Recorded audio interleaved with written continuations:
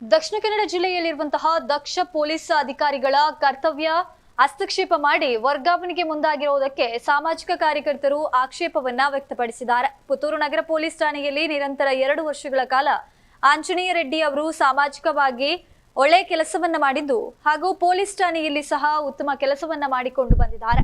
ಆದರೆ ರಾಜಕಾರಣಿಗಳ ಹಸ್ತಕ್ಷೇಪದಿಂದ ಅವರನ್ನ ಸುಬ್ರಹ್ಮಣ್ಯ ಪೊಲೀಸ್ ಠಾಣೆಗೆ ವರ್ಗಾವಣೆ ಮಾಡಲಾಗಿದೆ ಎಂದು ಸಾಮಾಜಿಕ ಕಾರ್ಯಕರ್ತ ಶರಣ್ ಶೆಟ್ಟಿ ಹೇಳಿದ್ದಾರೆ. ಅಂತೆಯೇ ಮಂಗಳೂರು ಪೊಲೀಸ್ ಕಮಿಷನರ್ ಸುಧೀರ್ ರೆಡ್ಡಿ ಅವರ ವರ್ಗಾವಣೆಯ ಪ್ರಯತ್ನಗಳು ಕೂಡ ನಡೀತಾ ಇದೆ. ದಕ್ಷಿಣ ಕನ್ನಡವನ್ನ ಡ್ರಗ್ಸ್ ಮುಕ್ತ ಜಿಲ್ಲೆಯಾಗಿಸುವಲ್ಲಿ ಅವರ ಪ್ರಯತ್ನ ಬಹಳಷ್ಟಿದೆ. ಮಂಗಳೂರಿನಲ್ಲಿ ಗಲಾಟೆ ಮತ್ತು ವೇಶ್ಯಾವಾಟಿಕೆ, ಮಸಾಜ್ ಪಾರ್ಲರ್ ದಂತಿಗಳನ್ನು ನಿಲ್ಲಿಸಿ ಯಾವುದಕ್ಕೂ ಅವಕಾಶ ಕೊಡದೆ ಪ್ರಾಮಾಣಿಕವಾಗಿ ಕಮಿಷನರ್ ಕೆಲಸವನ್ನ ಮಾಡ್ತಿದ್ದಾರೆ. ಅದನ್ನು ಸಹಿಸಿಕೊಳ್ಳಲಾಗದ ನಮ್ಮ ರಾಜಕಾರಣಿಗಳು ವರ್ಗಾವಣೆಯ ಕುತಂತ್ರವನ್ನ ನಡೆಸುತ್ತಿದ್ದಾರೆ. ಇದು ಖಂಡನೀಯ ಎಂದು ಶರತ್ ಶೆಟ್ಟಿ ಹೇಳಿದ್ದಾರೆ. ಹಾಗಾಗಿ ಅವರ ಒಳ್ಳೆ ಕೆಲಸಕ್ಕೆ ನಾವೆಲ್ಲರೂ ಅವರನ್ನ ಇನ್ನು ಉಳಿದಿರುವ ಕಾಲ ಇಲ್ಲೇ ಉಳಿಸಿಕೊಳ್ಳುವ ಎಂದು ನಾವೆಲ್ಲರೂ ದೇವರಲ್ಲಿ ಪ್ರಾರ್ಥನೆ ಮಾಡೋಣ. ಯಾಕೆ ನಾವು ದೇವರಲ್ಲಿ ಪ್ರಾರ್ಥನೆ ಮಾಡಬೇಕೆಂದ್ರೆ ರಾಜಕಾರಣಿಗಳ ಜೊತೆ ಮಾತನಾಡಿ ನಮಗೆ ಬೆಲೆ ಇಲ್ಲ. ಹಾಗಾಗಿ ನಾವು ದೇವರ ಮೊರೆ ಹೋಗಬೇಕಾಗಿದೆ.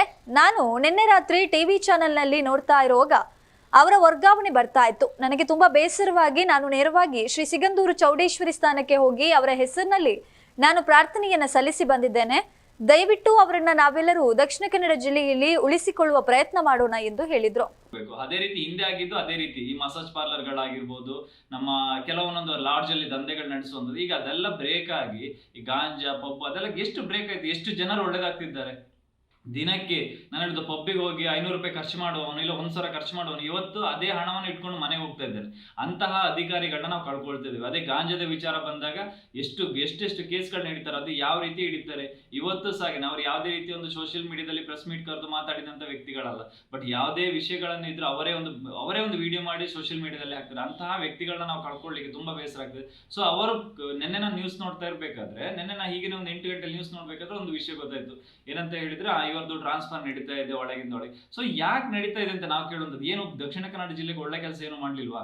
ಬಟ್ ಏನೇ ನಮಗೆ ಒಳ್ಳೆ ಕೆಲಸ ಮಾಡ್ತಿದ್ದಾರೆ. ಇವತ್ತು ರಾತ್ರಿ 12ರಿಂದ 1 ಗಂಟೆಯಲ್ಲಿ ಒಂದು ಹುಡುಗಿ ನಡೆದೋಗ್ತಿದ್ದಾಳೆ ಅಂತ ಹೇಳಿದ್ರೆ ಸುಧೀರ್ ರೆಡ್ಡಿಯೇ ಕಾರಣ ಇವತ್ತು.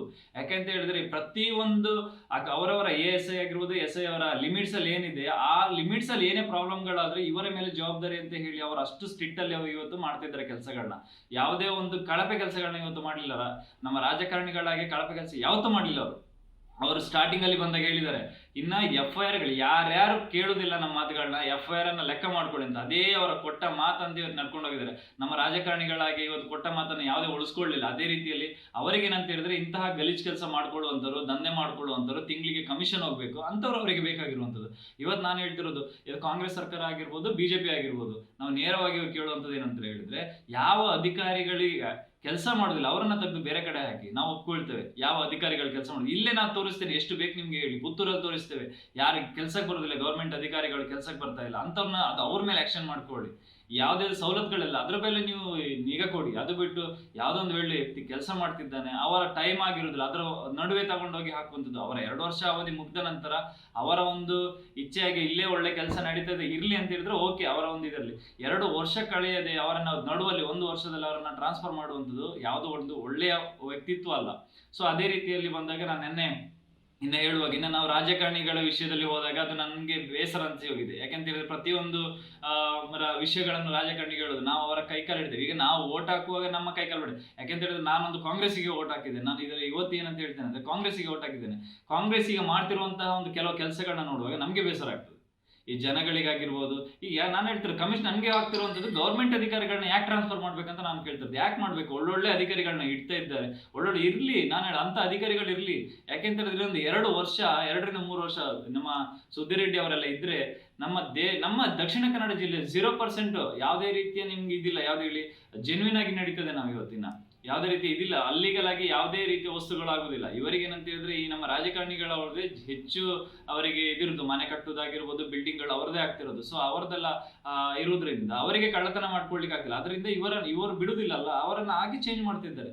ಸೊ ಅದಕ್ಕೋಸ್ಕರ ನಾನು ಹೇಳ್ತೇನೆ, ಅವರನ್ನ ಒಂದು ಉಳಿಸ್ಕೊಳ್ಲಿಕ್ಕೋಸ್ಕರ ನಾನು ಈ ನಿನ್ನೆ ರಾತ್ರಿ ನ್ಯೂಸ್ ನೋಡಿ ನನಗೆ ಬೇಸರ ಆಗಿ ನಾನು ಇದನ್ನ ಇನ್ ಯಾವ ರೀತಿ ಯಾರಿಗೆ ಹೇಳಿದ್ರೆ ಇದನ್ನೆಲ್ಲ ಒಪ್ಪುದಿಲ್ಲ. ಯಾಕಂದ್ರೆ ಈಗಿನ ಕಾಲದಲ್ಲಿ ಇರುವಂತರೆಲ್ಲ ಕಳ್ಳರೇ ಇರೋದು, ಯಾರ ಹತ್ರ ಹೇಳ್ಕೊಳ್ಳುವ ಅಂತ ಹೇಳಿದ್ರೆ.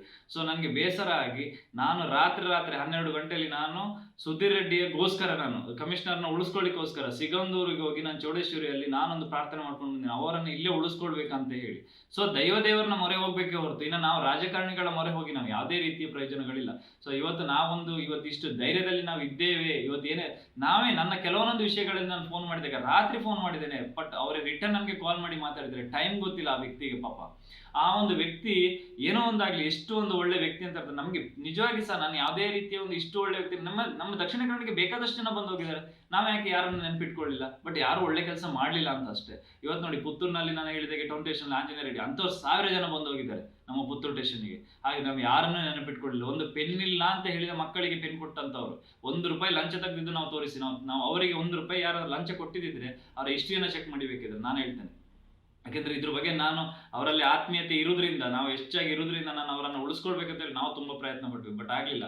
ನಮ್ಮ ಸರ್ಕಾರಕ್ಕೆ ಏನಂತ ಹೇಳಿದ್ರೆ ಇವರೇ ಹೇಳಿದಾಗೆ ಅವ್ರು ಕೇಳಬೇಕು, ಬಟ್ ಅದು ಆಗಬಾರ್ದು. ಯಾವುದೇ ರೀತಿಯಲ್ಲಿ ಕಾನೂನು ಏನಿದೆ ಅದನ್ನ ಕಾನೂನು ಪ್ರಕಾರವಾಗಿ ಹೋದ್ರೆ ಅದಕ್ಕೆ ಜಯ ಸಿಗ್ತದೆ. ಸುಮ್ಮನೆ ಯಾವುದೊಂದು ರಾಜಕಾರಣಿಗಳ ಒತ್ತಾಯಕ್ಕೆ ಇವರು ಹೋಗಿ ಅದನ್ನ ಮಾಡುವಂತ ತುಂಬಾ ತಪ್ಪು. ಬಟ್ ಅದೇ ವಿಷಯದಲ್ಲಿ ಇವರ 2 ಜನರ ವಿಷಯದಲ್ಲಿ ಆ ವ್ಯಕ್ತಿ ನಮಗೆ ಪುನಃ ಆ ಸೀಟಿಗೆ ಅವರೇ ಬರ್ಬೇಕಂತ ಹೇಳಿ ನಮ್ಮ ಒಂದು ಆಸೆ ಉಂಟು. ಅದೇ ರೀತಿಯಲ್ಲಿ ಇನ್ನೊಂದೇನಂತ ಹೇಳಿದ್ರೆ ಸುದ್ದಿ ರೆಡ್ಡಿಗೋಸ್ಕರ ನಾನು ಮಾಡಿದ ಪೂಜೆ, ದೇವರು ಅದನ್ನ ಕಂಡ್ಬಿಟ್ಟು ಅವರನ್ನ ಅದೇ ಸೀಟಲ್ಲಿ ಇನ್ನೂ 1 2 ವರ್ಷ 3 ವರ್ಷ ಕೂರಿಸುವಂತ ಕೆಲಸ ಮಾಡ್ಲಿ ಅಂತ ಹೇಳಿ ನಾನು ಅವರಲ್ಲಿ ಕೇಳ್ಕೊಳ್ತೇನೆ.